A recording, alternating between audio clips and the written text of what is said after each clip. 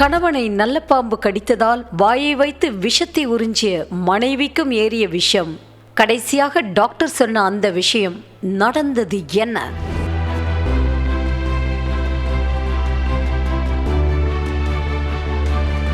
சீனாவின் யுவான்யாங் மாவட்டத்துல விவசாயி ஒருத்தர் தன்னோட வயல்ல வேலை செஞ்சுட்டு இருந்திருக்காரு. அப்போ வயல்ல இருந்த நாகப்பாம்பு ஒண்ணு அந்த வயசான விவசாயியை கடிச்சிருக்கு. அதனால தலை சுத்தல் ஏற்பட்டு மயங்கிய கணவரை பார்த்து அவரது மனைவி திரைப்படங்கள்ல காட்டுறது மாதிரியே உடனே வாயால பாம்பு கடிச்ச இடத்துல இருந்த ரத்தத்தை உறிஞ்சி எடுத்திருக்காங்க.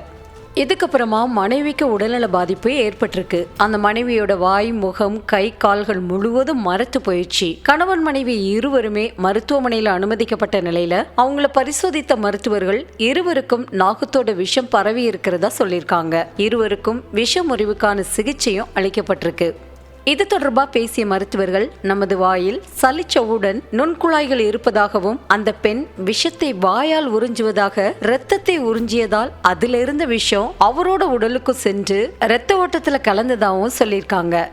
மேலும் பாம்புக்கடி காயங்கள் மிகச்சிறிய துளை அடையாளங்களாகவே இருக்கும். விஷம் ஒரு முறை உடலோட திசுக்களுக்குள் சென்றால் அதை உறிஞ்சி எடுப்பது சாத்தியமில்லாதது. பாம்பு கடித்த காயத்தை கீறி ரத்தத்தை வெளியேற்றினால் விஷம் உடலுக்குள் பரவாதுன்னு சொல்றதெல்லாம் கட்டுக்கதை. அப்படி எதுவும் நடக்காது. பாம்பு கடிச்சதும் அதோட விஷம் உடலோட திசுக்களுக்கெல்லாம் பரவிடும். அதே போல பாம்பு கடிச்ச இடத்துல சூடு வைக்கிறதோ பனிக்கட்டிய வைக்கிறதோ அவரோட உடலை இன்னும் மோசமான நிலைக்கு தான் கொண்டு செல்லும். சினிமா விஷத்தை உறிஞ்சி எடுக்கிறதெல்லாம் காட்சிக்காக மட்டும்தான். அது நிஜத்துல சாத்தியமே கிடையாது. யாரையாவது பாம்பு தீன்னா உடனே மருத்துவர்கிட்ட போறதுதான் உயிரை காக்கிற துரித செயல்னு மருத்துவர்கள் கூறியிருக்காங்க.